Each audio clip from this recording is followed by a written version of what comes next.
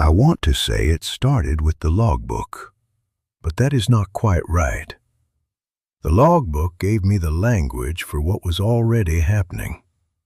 The thing itself started the moment I set foot on those rocks and did not know what I was standing above. My name is Thomas Vane. I am 54 years old.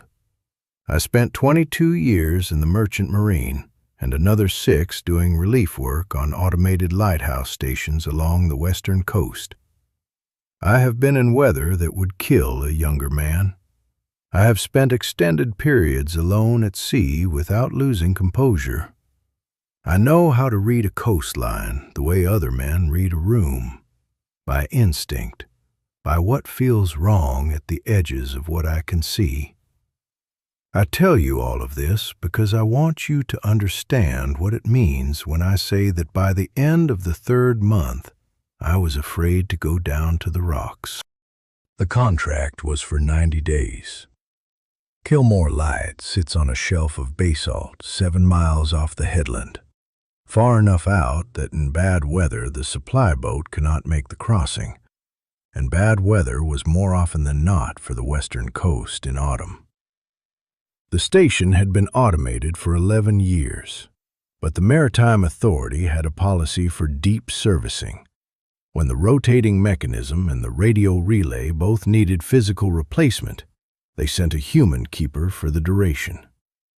It was work I had done before.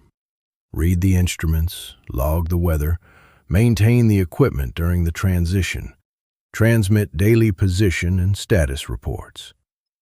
Manual work, which I prefer, and complete solitude, which I can manage and in fact have come to prefer. I had read the station profile before I took the contract. One previous long-term keeper on record for the last decade of manual operation, an Aldous Crick, who had left the station 11 years prior when automation came in. His service record was ordinary, no incidents noted. The supply boat dropped me at the cove at dusk on the 1st of September.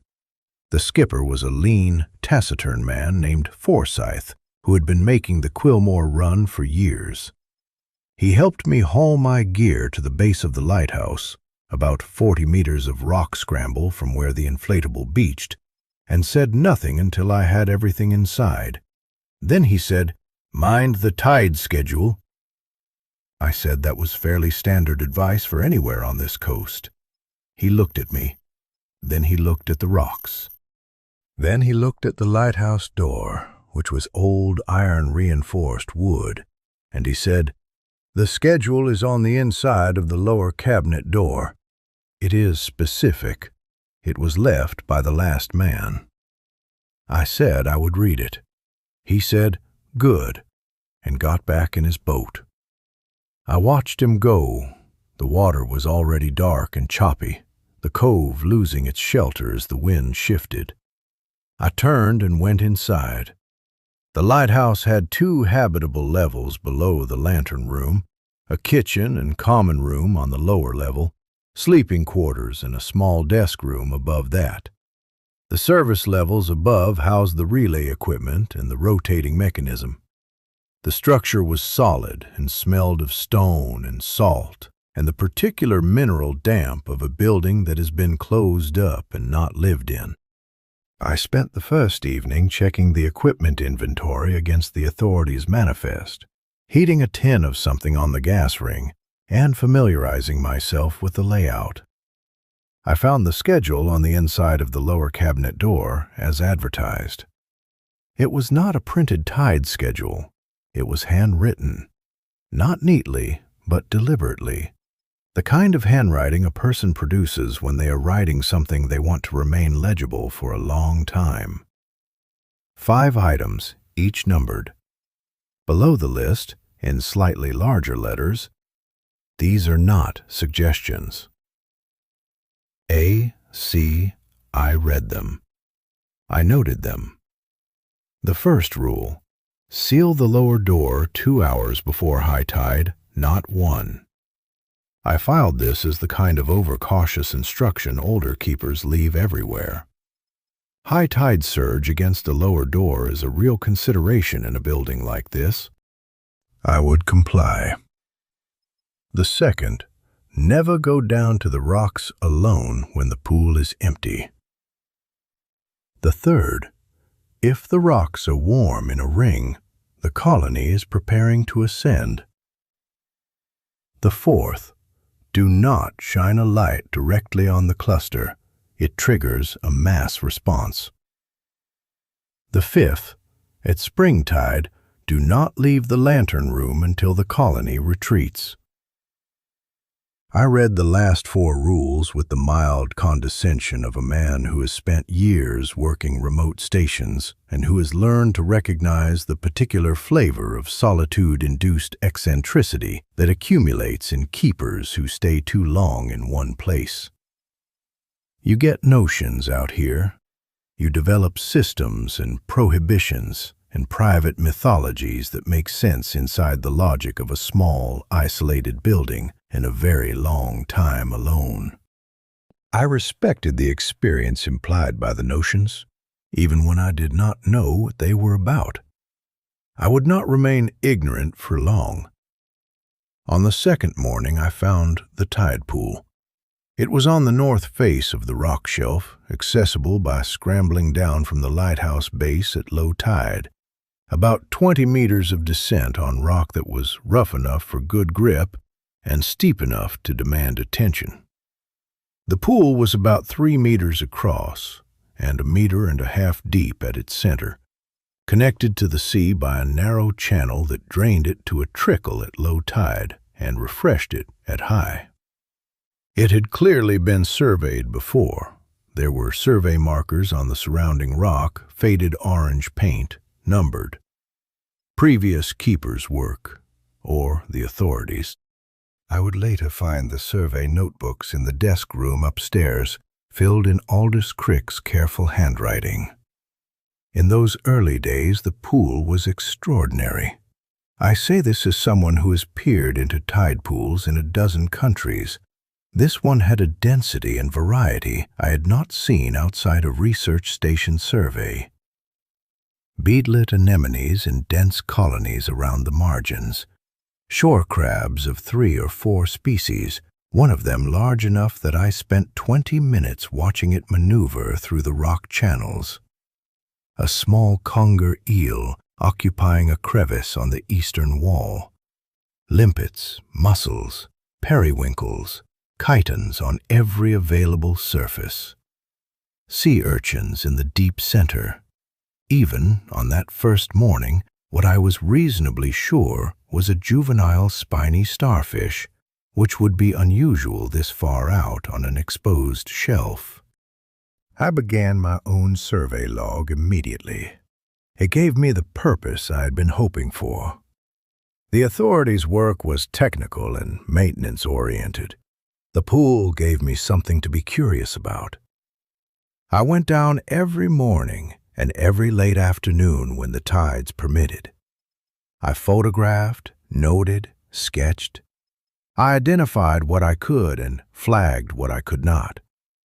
What I did not notice in those first 2 weeks was that the pool's population was not quite constant, that certain animals were present some mornings and not others, and that the pattern of their absence corresponded to something I was not yet able to name.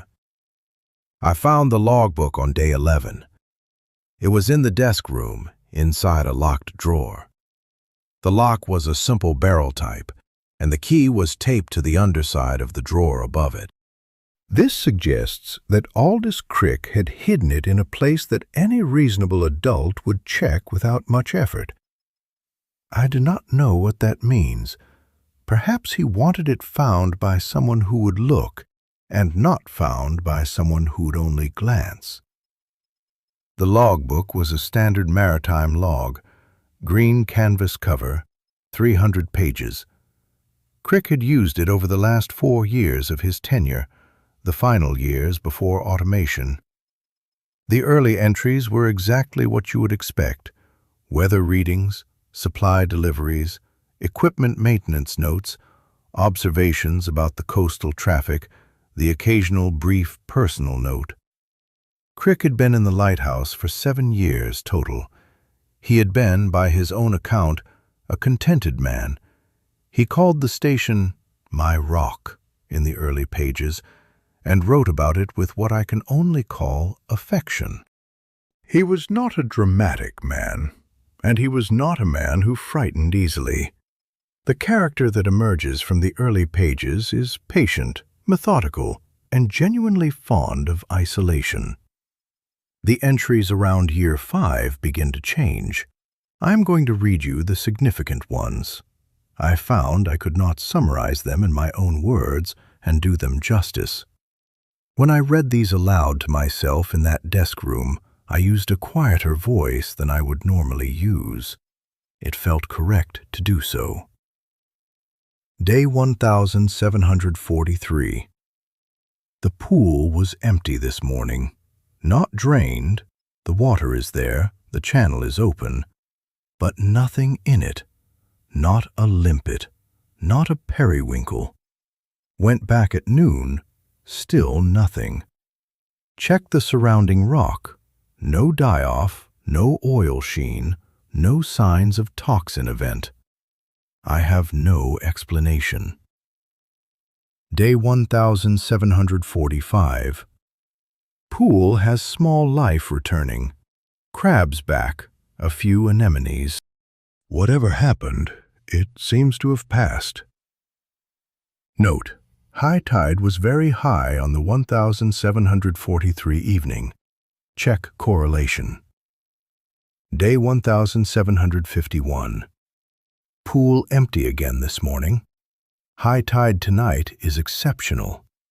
I have checked the correlation. Every time the pool empties, the high tide that follows is above the 4.2 meter mark. This is not coincidence. Something is using the pool as a staging area, or clearing it. Day 1782. The rocks are warm. Day 1782. Addendum. I mean this literally. I went down at low tide and put my hand flat on the rock face on the north side, below the lighthouse base. The rock is warm. Not sun-warmed, there has been no sun in 4 days. Warm from underneath. I walked the ring of exposed rock below the lighthouse level. The warmth is in a ring, roughly circular, centered on the lighthouse base. I do not know what is in the rock below me. Day 1803. I have been watching from the lantern room with the old glass. They come up at high tide.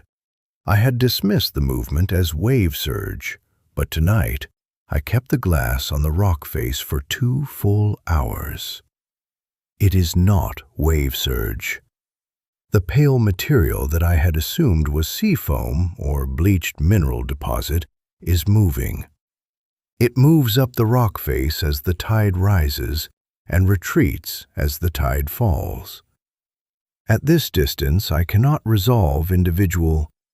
I cannot tell if it is one thing or many. It is pale and it moves with the tide, and I do not know what it is. Day 1820.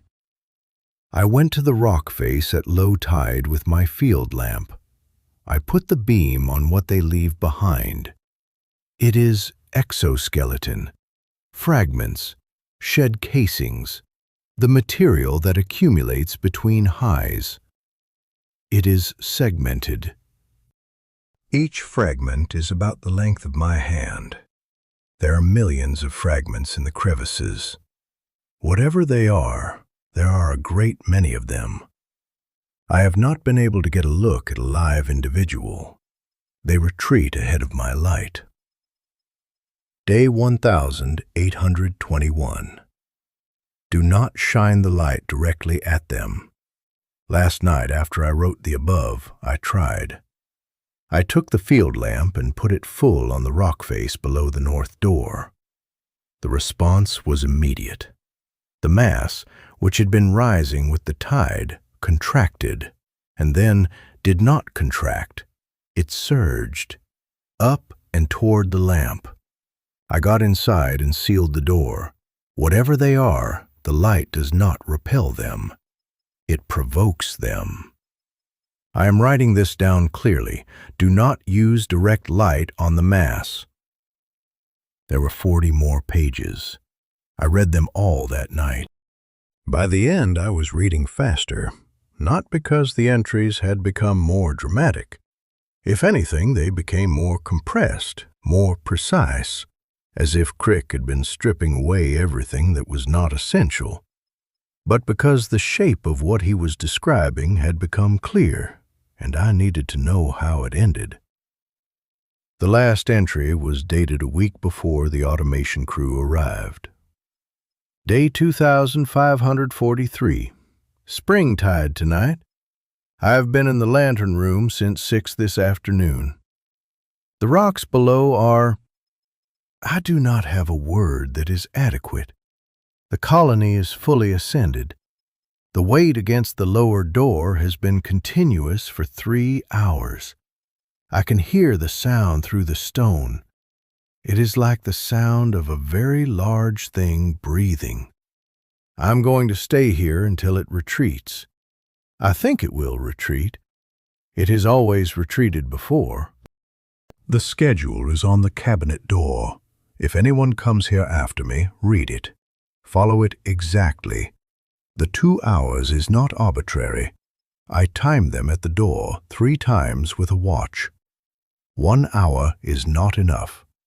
The pool emptying is the tell. The ring of warmth is the tell. Do not use direct lamp on the mass. At springtide, do not... That was where it ended. The next page was blank. The handwriting stopped mid-sentence. I sat with the logbook for a long time. Then I went downstairs and checked the tide schedule and checked the cabinet door list. Then I went to the radio and confirmed my evening status transmission. Then I went to bed. There was nothing else productive to do, and I was not going to be productive by failing to sleep. Day 14. The pool was normal, life abundant. I surveyed as usual. The rocks were cold. Day 15. Pool normal. Small decrease in the crab population in the deep channel. I noted it as possible seasonal movement. Day 16. Pool normal. I found a sea spider I could not immediately identify. 3 centimeters across, long, spindly legs, translucent, pale body. Spent 20 minutes photographing it. Filed the photographs for later identification. In my log, I wrote, unusual pale specimen, possible Pycnogonida, uncertain species. I would later become less uncertain about the pale color. Day 17. I was doing the evening equipment check on the lower level, testing the relay board, confirming signal strength, standard work. The lower door was closed but not sealed. It was 3 hours before high tide by my watch, and I had not yet made the 2-hour seal part of my fixed automatic routine. I had made it a habit, but not a reflex. That is a distinction that would matter. I heard something at the base of the door, not a sound exactly, more a change in the quality of the stone's ambient noise. The lighthouse sits on basalt, and the rock transmits vibration well. I had learned to read the building's sounds the way you learn to read a ship. What I heard was weight. Low register weight, shifting against the outside of the door, deliberate and slow. I stood still for a moment and listened. Then I picked up my flashlight, a small but powerful LED unit, and opened the door 6 inches. I put the flashlight beam on the base of the door frame. There was a single organism at the threshold.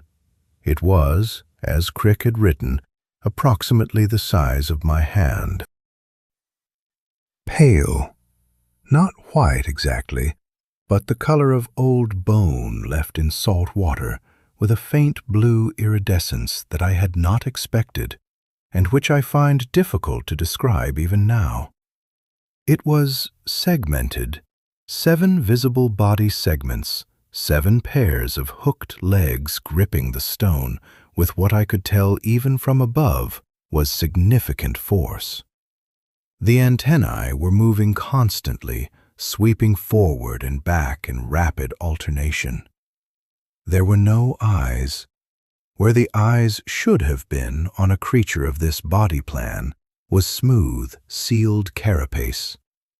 The mouth parts, and I could see them clearly, were 3 paired structures that moved in a lateral grinding motion, interlocking and releasing. I do not know how long I looked at it. Then I remembered what Crick had written on day 1821. I moved to pull the flashlight back, but I had already held the beam on the single organism for at least 8 seconds, and by the time I understood what I was doing, what was below the door was no longer a single organism. The sound was immediate and came from below and to both sides simultaneously. A dense, chitinous clicking, individual sounds overlapping so rapidly they became a single continuous tone, rising in pitch. And then the weight. Not just at the base of the door, but against the lower section of the door itself.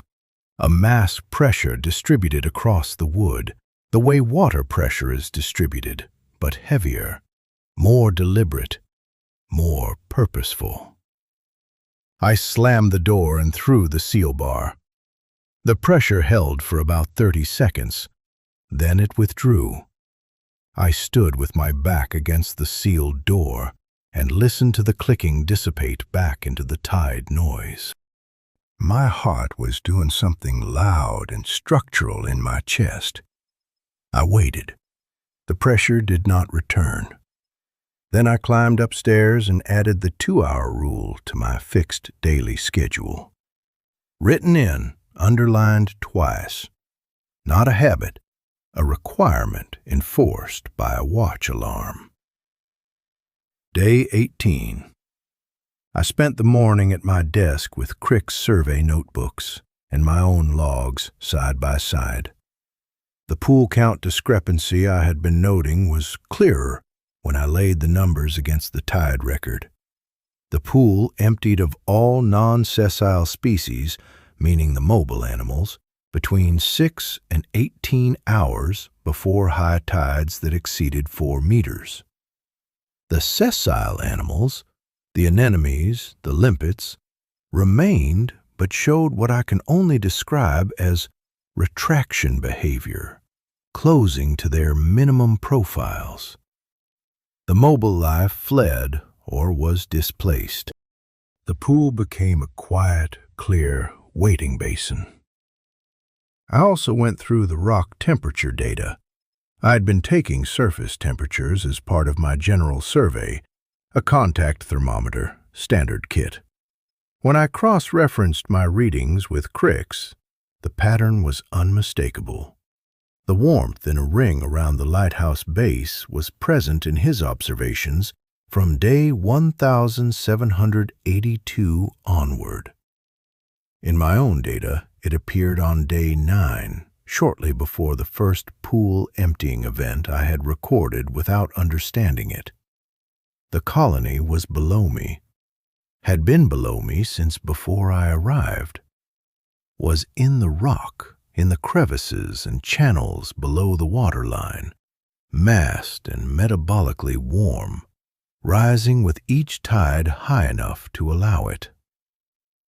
I spent that afternoon going through the equipment stores and identifying everything available to me. The lighthouse had an emergency kit. Flares, a signal mirror, a hand radio with limited range. The main radio worked, but the weather window for the supply boat was 3 weeks away. My personal satellite phone had signal in fair weather only, and the weather had been turning. I made a list of what I had and what the rules were and what had to happen at what intervals. I also checked the lower door. The seal was iron-reinforced hardwood, and the bar mechanism was a full-width drop bar that distributed pressure across the width of the door frame. In Crick's final logbook entry, he had noted the colony at the door for 3 hours without the door failing. In the immediate term, the door was adequate. I was not going to rely on its adequacy indefinitely. Day 19. I was tired. This is the only explanation I will offer, and I know it is insufficient. The morning survey had been long. The afternoon was equipment work. By evening, I was behind on my maintenance log and fighting fatigue, making small, careless decisions of the kind that tired people make in sequence until one of them matters. I was still at the relay board at the 2-hour mark. I told myself I would finish the sequence I was in the middle of, 12 minutes of work, and then seal the door. I finished the sequence. I sealed the door. The elapsed time from the 2-hour mark to the seal was 19 minutes. I had sealed the lower door 1 hour and 41 minutes before high tide, not 2 hours. When I set the bar, I heard something at the base of the door.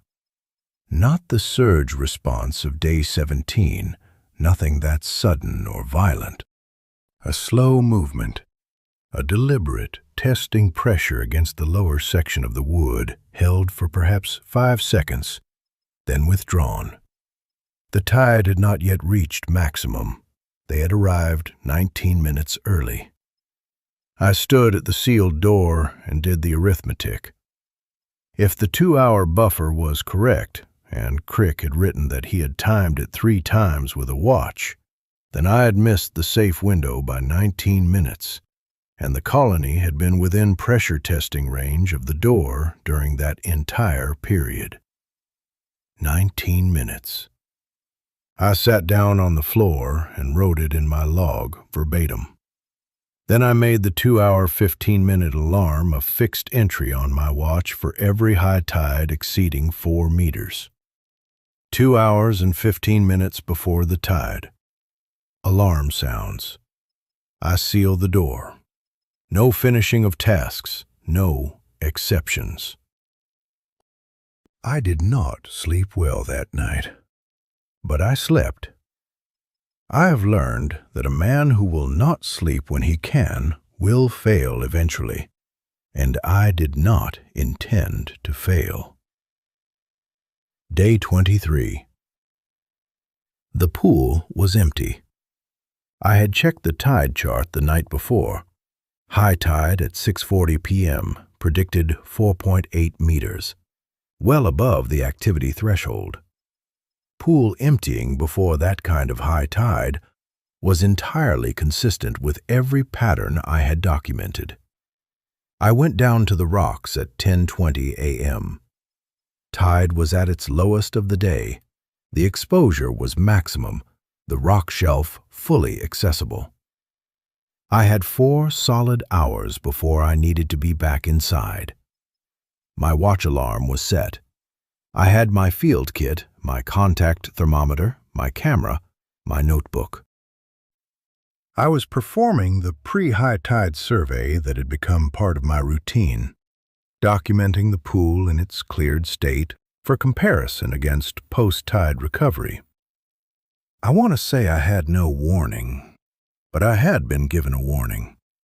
Rule 2 on the cabinet door, in Crick's careful hand, written also in the logbook in various formulations over 40 pages of mounting observation.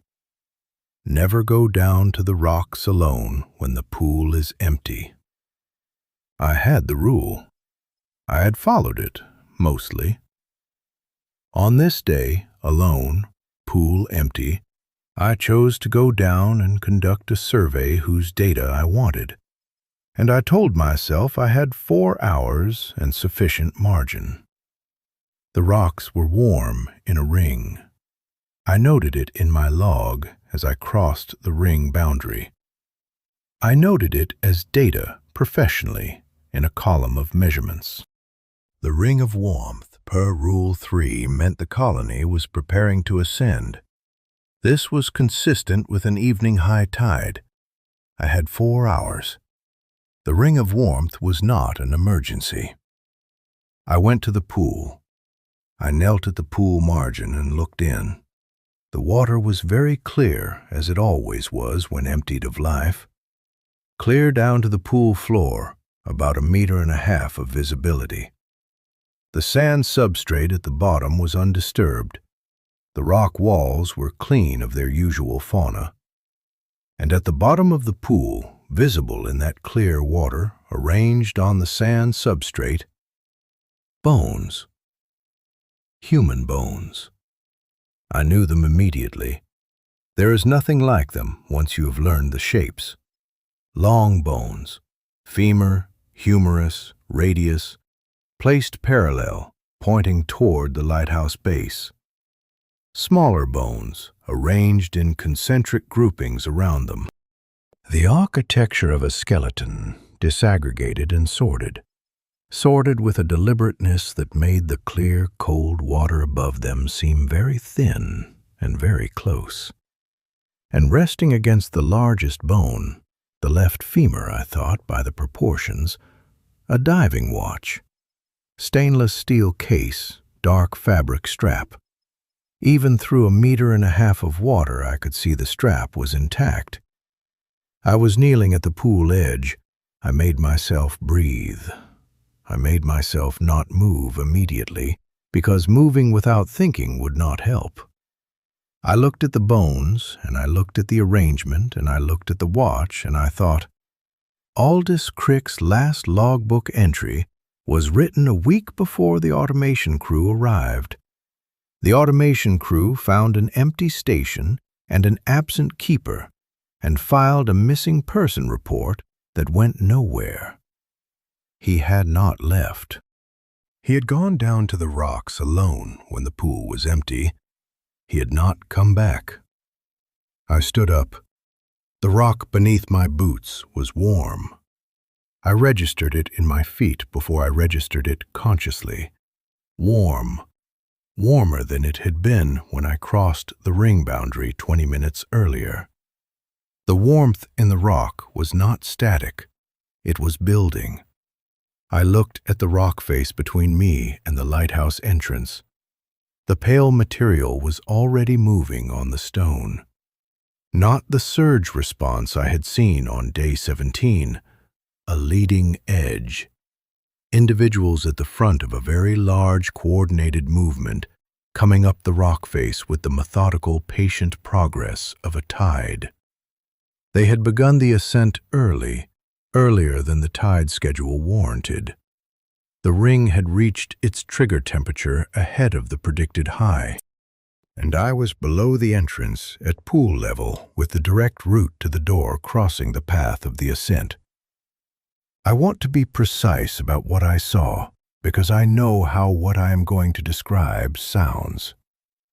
The colony, in partial ascent, covered perhaps 8 feet of rock face in a rippling, overlapping sheet of pale, translucent bodies. Each individual was visible at this distance, the segment structure, the hooked legs working in alternating grips, the antennae sweeping forward.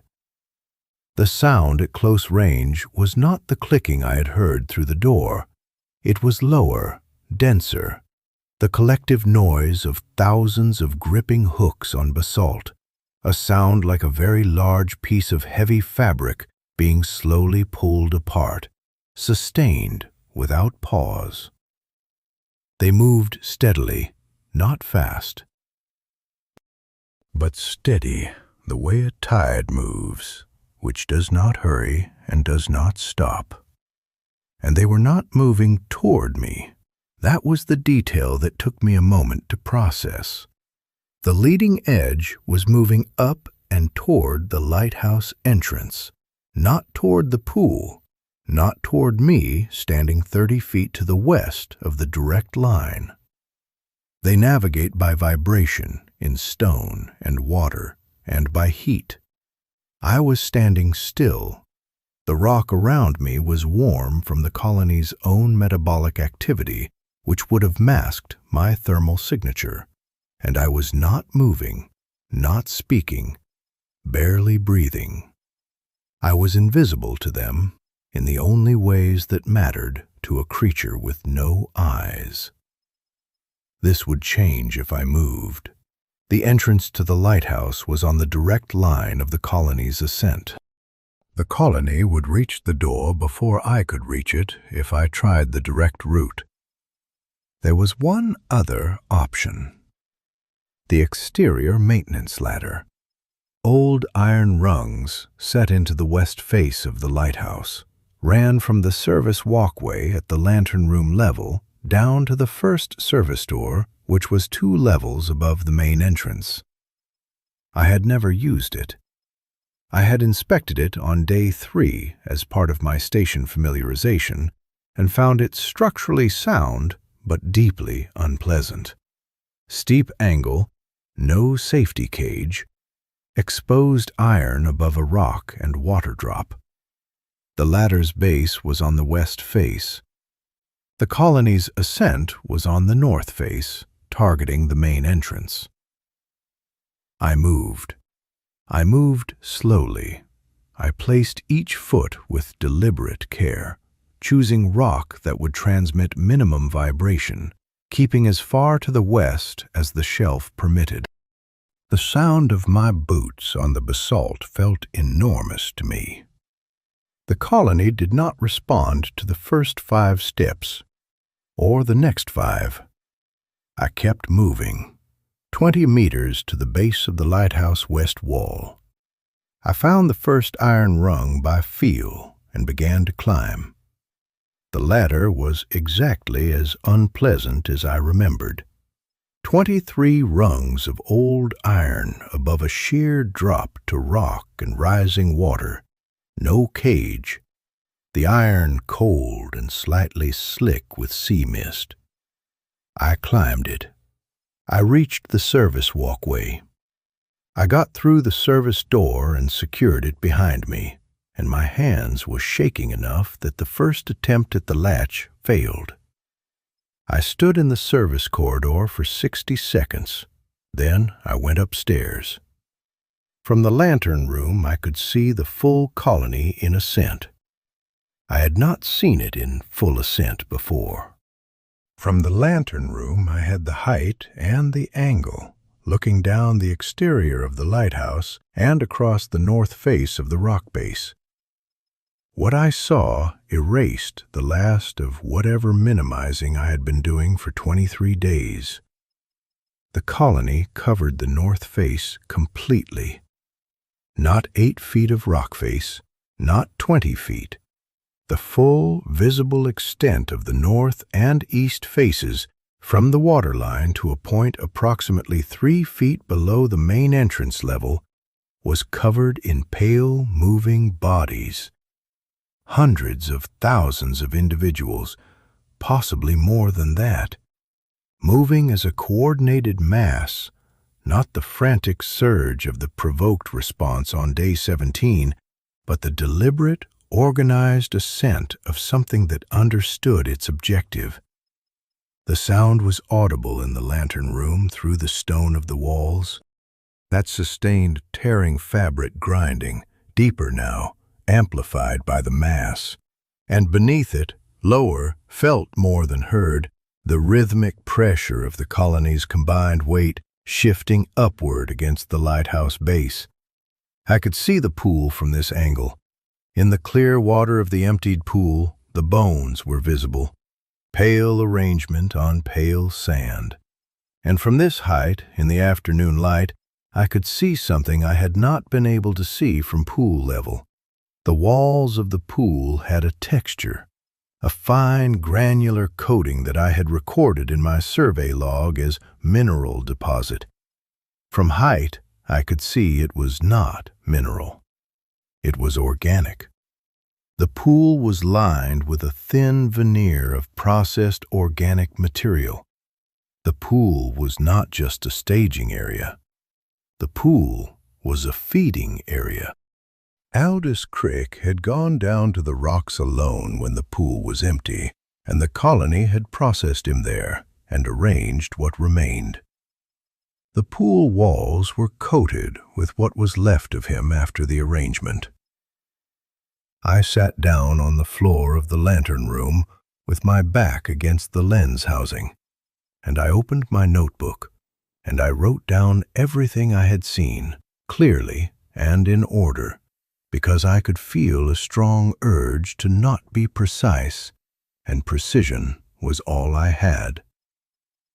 Then I checked the date on my watch against the tide calendar. Spring tide in 4 days.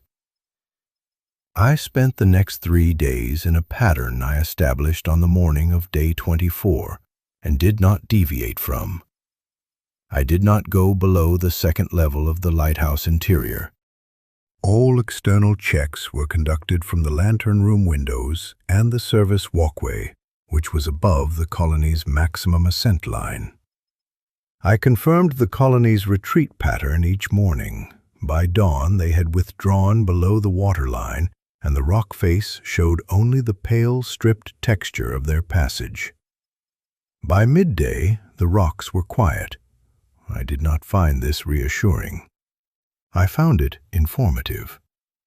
I reached the Maritime Authority on the radio on day 24 and transmitted a full situation report. Calm, factual, detailed. I included the coordinates of the tide pool and a description of the remains.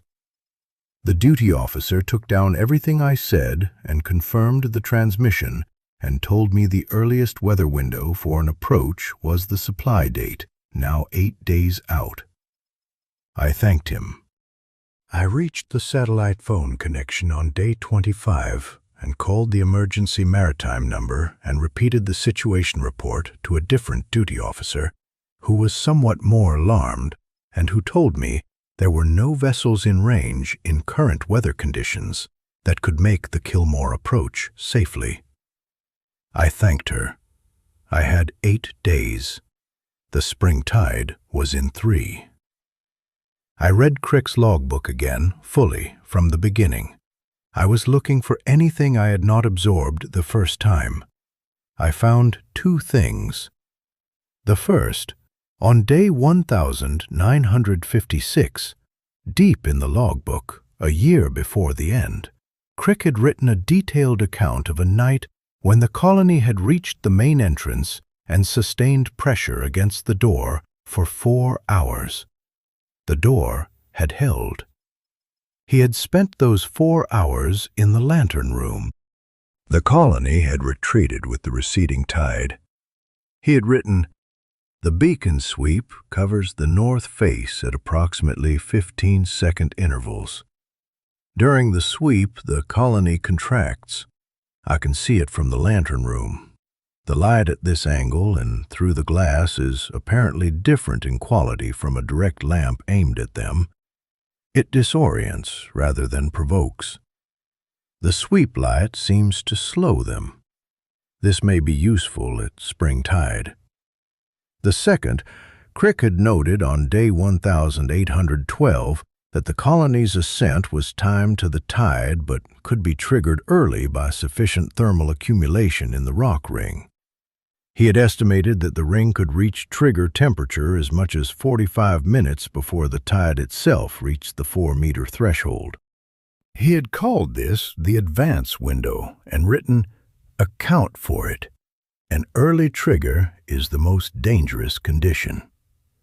Day 23 had been an advance window event. I'd been at pool level, below the entrance, when the colony triggered early.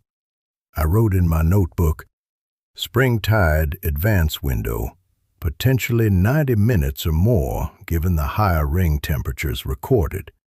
Seal door 3 hours before spring tide peak." 3 hours. Spring tide fell on day 27. I sealed the lower door at 3 hours before the predicted peak. The alarm went at 3:10 p.m. I had been at the desk on the second level, watching the tide board, already knowing. I set the bar. I went upstairs.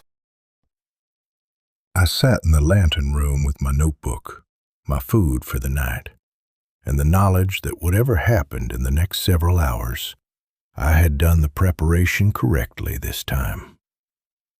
Through the lantern room glass, in the last of the afternoon light, I watched the tide rise. At 4:20 p.m., the first individuals were visible on the north rock face, the leading edge of an ascent that was, even at this early stage, visibly different in scale from the ascents I had been documenting on non-spring nights. The advance window, as I had predicted, the ring temperature had been the highest I had recorded. The colony had triggered early and was responding in full colony mass. This was not the colony at a 4-meter tide. This was the colony at the spring tide. And the difference between those two conditions was not a matter of degree. The full mass came up with the tide. By 6 p.m. it covered everything below the main entrance. By the time the spring tide reached maximum in the early dark of the evening, the colony's upper edge was at the main door level, and I could hear, not feel through the stone, but hear, the mass working against the base of the door from the lantern room 2 levels above. A sustained, rhythmic grinding. The door held. I had set the beacon to full rotation when I came up, the great lens sweeping its arc every 15 seconds over the north and east faces. I sat at the lantern room window and watched the sweep cross the colony. Crick had been right. The sweep disorientated. Each pass caused a visible contraction in the upper mass, the individual organisms pressing inward, antennae folding, and then the mass reconstituted as the beam moved past. The contraction was never enough to drive the colony back, but it was enough to prevent the mass from mounting a fully coordinated assault on the upper door structure. The colony pushed. The door held. The beacon swept. The colony contracted and reconstituted and pushed again. 6 hours. I sat on the floor of the lantern room and wrote in my notebook and ate the food I had brought up and did not allow myself to look at the clock more than once every half hour. Writing helped. I documented everything visible from the lantern room window. The colony's behavior at springtide differed from the regular ascent in ways I had not been able to observe before. The leading edge, the upper margin of the mass, showed more coordinated motion than the body of the colony below it. The upper individuals moved in a sweeping exploratory pattern along the door threshold, not random, but systematic, covering the threshold in overlapping arcs, as if mapping its exact dimensions, learning the shape of the obstacle. That was the detail I wrote down and underlined, and then did not look at again for the remainder of the night, because looking at it repeatedly would not improve my situation and might considerably impair my composure. At 1:40 a.m. the colony began to retreat. It was not a sudden withdrawal. It was the reverse of the ascent, methodical, orderly, the mass contracting downward in layers as the tide dropped. The sound decreased in stages. By 2:20 a.m., the pressure against the lower door was gone. By 3:10 a.m., the rock face was clear to mid-level. By 4 a.m., the colony was below the waterline, and the rocks were empty in the rotating light of the beacon. I sat on the lantern room floor for another 40 minutes, Then I climbed down to the lower level and examined the door. The iron bar was seated correctly. The wood showed no structural damage. The threshold showed marks, fine, parallel scratches in the stone at the base of the door frame, as if something had been systematically working the edge of the frame with small, hooked implements. Hundreds of small, hooked implements, working in overlapping systematic passes for 6 hours. They had been mapping the door frame. 6 hours of methodical work on the door frame, the threshold, the junction of wood and stone, learning where it met the rock, learning its dimensions. I sealed the observation in my notebook and went to the kitchen and made tea and sat with it until my hands were steady. The remaining days before the supply boat passed, in the discipline I had established, I did not go below the second level. I conducted all exterior observations from height. I transmitted daily status reports and confirmed the supply boat weather window was holding. The Maritime Authority had initiated a formal process on the tide pool remains. They would send a specialist team with the boat. On the morning of day 30, 2 days before the window, I lowered the survey camera. The Lighthouse had a small external camera on a cable for inspecting the submerged foundation elements, waterproof unit, low resolution, adequate for its purpose. I lowered it to the tide pool from the service walkway on the west face, staying on the west face, no contact with the north rock. I had confirmed the colony was below the waterline. The low tide was at its maximum exposure. The rock face was empty. The camera feed came up on the monitor inside the lantern room. The tide pool at low water, clear, still. The bones visible at the bottom in their geometric arrangement. The Maritime Authority had asked me not to disturb them. The diving watch was not in the pool. I moved the camera slowly, panning to cover the pool margin and the surrounding rock. The watch was not in the pool. Not on the pool margin. I extended the cable and panned toward the base of the lighthouse exterior wall on the west face. The diving watch was at the base of the exterior maintenance ladder, at the first rung. Placed upright against the iron, face toward the lighthouse. Placed there, not washed there. The tide at this level moved in the wrong direction for that. And placed upright against iron is not a position wave action produces. It had been placed by something with the capability and the intention to place it precisely where it was, at the base of the ladder I had used to bypass the main entrance on day 23. My reflection was visible in the monitor glass. I did not look at it for long. I transmitted the camera footage to the Maritime Authority with my evening report and described what I had seen clearly and without speculation. Then I sat at my desk and opened my personal log and wrote the final entry of the assignment, 4 days before the supply boat arrived. The colony knows the route now. They had the watch, Crick's watch, from Crick's remains in the pool. They moved it to the base of the ladder I used to bypass the main entrance. They found the bones and arranged the bones. They mapped the door frame for 6 hours at spring tide. I do not know how much of this is behavior I can explain with what I know about colonial organism intelligence. I know that colonial organisms, ants, termites, social wasps, display emergent cognitive behaviors not present in any individual member. I know that this colony has had this lighthouse for at least a decade. I know that Crick was here for 7 years, and they took him on his way down to the rocks when the pool was empty. I know the watch is at the base of the ladder. The door held. I will be off this rock in 4 days. The Maritime Authority will send their team. What happens after that is not my problem. I am writing that last sentence again because I need to mean it. What happens after that is not my problem.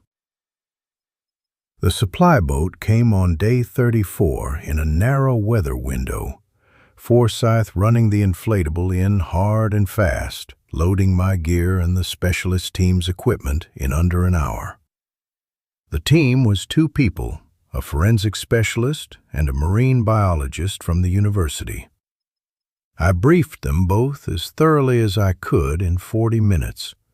The marine biologist did not believe me until I showed her the camera footage of the tide pool. Then she was quiet for a long time, and I let her be quiet. I handed them Crick's logbook.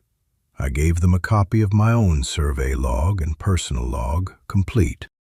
I showed them the threshold scratches on the lower door frame, brought both of them down to the lower level and put a torch on the base of the door, and let them look at the systematic parallel marks in the stone.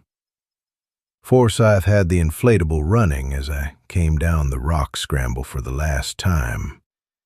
The morning light was clear and cold, the tide at its lowest. The rocks stripped and pale, the tide pool exposed, the colony nowhere visible above the waterline. The lighthouse stood on its rock and looked exactly like a lighthouse is supposed to look. Nothing about it would have told you anything if you did not know where to look and what the looking meant. I got in the inflatable and we left. 3 months later, the Maritime Authority released a summary report. The remains in the tide pool were confirmed as Aldous Crick by dental comparison. The forensic analysis of the bones was described in the report as consistent with biological processing by colonial invertebrate organisms. The manner of consumption was not described in more detail in the public document. I have read the full report, which is not public, and I will not describe those details here because they are not details I want to describe, and they are not details you need. The marine biology team's report identified the organisms as a previously undocumented species, a deep-water isopod with colonial coordination behavior not previously observed in any member of the family. The report used careful language about the cognitive implications of the watch placement and the door frame mapping and the bone arrangement. The care of the language did not conceal what the language was carefully not saying. The lighthouse was not closed. This surprised me briefly, and then did not. It is a working light. There is no alternative structure on that stretch of coast. The Maritime Authority added a permanent electronic seal protocol to the lower door and recommended a mandatory minimum 3-person crew for future postings, with required tidal monitoring. They also noted in their operational assessment that the colony had shown no aggressive behavior toward the inflatable or toward the rock scramble during daylight inspection, that below certain tide thresholds, the colony remained below the waterline and showed no interest in surface-level activity. The marine biologist called me 2 months after the report was released. She had been back to Quillmore twice with a research team. She had conducted a full survey of the colony's distribution in the rock crevices below the lighthouse foundation. She said the colony was larger than I had estimated. She said the distribution extended well below the foundation level and into the surrounding seabed. She also said they had found, in the crevice system below the north wall, the remains of several marine mammal species, seals, she believed, and possibly porpoise, processed in the same manner as Crick's remains. Some of the seal remains were old enough that she estimated they predated the lighthouse's construction by decades. The colony had been there before the lighthouse. The lighthouse had been built on top of them, and they had adapted to it. And in 11 years of an automated, unmanned light, they had grown and mapped and learned. And when Crick came back for his last 4 years, they had adapted to him as well. Until the evening he went down to the rocks alone when the pool was empty. She said one other thing before we ended the call. She said that in a deep crevice on the north face, her team had found a collection of objects: buttons, a buckle, 2 coins, one of them very old, a small length of chain, a rusted tool of some kind that she could not immediately identify. She did not know their origin. She said they were arranged, parallel lines and concentric groupings, the same pattern as the bones, the same pattern as the watch at the base of the ladder. She said she had not found anything in the literature describing this kind of behavior in any colonial invertebrate. She said, "I think they collect things. I think they keep things. I do not know what that means for how we are thinking about them." I thanked her and ended the call. I have thought about what it means. I have not arrived at an answer that does not trouble me. A colony organism that collects, that arranges, that maps door frames, that moves a watch from a pool to a specific ladder on a specific face of a lighthouse.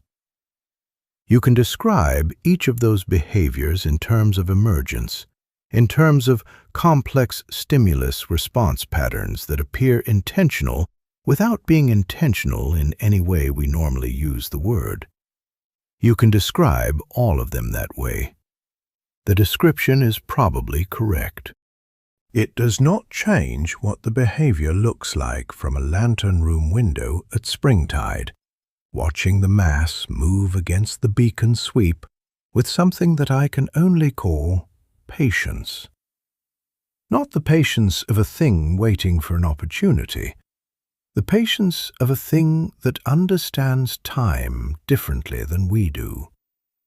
A thing that has been in the rock below that lighthouse longer than the lighthouse has existed, and that will be in the rock long after the lighthouse is gone, and that is in no particular hurry about any of it. The rocks at Quillmore are quiet at low tide. At high tide, something rises. The 5 rules are still on the inside of the cabinet door. I confirmed they were there and legible before I left. I checked because the new team would need to see them, and because I felt it mattered that Crick's words stayed in that building. The Maritime Authority team added their own printed sheet below the handwritten list. The printed sheet has a longer set of procedures and better legal language, and is probably more defensible in an inquiry. But Crick's handwriting is still there above it. These are not suggestions. A.C. He was right about all of it, and it did not save him because he knew the rules, and he went down to the rocks anyway. The way people go down to the rocks when they have been keeping a station alone for a long time, and the curiosity is stronger than the caution on a given morning. On a morning when the pool is empty, and the tide is hours away, and the rules are there, but they are not a reflex yet, not deep enough in the muscle to stop the boots from carrying you down the scramble and around the pool face and forward to the edge. He knew the rule. He went down anyway. I went down on day 23. The difference between his outcome and mine was 19 minutes of door-sealing discipline, the iron rungs of a ladder on the west face, and the fact that the colony had not yet mapped that route when I used it. They have mapped it now. The watch is at the base of the ladder. They know the way up.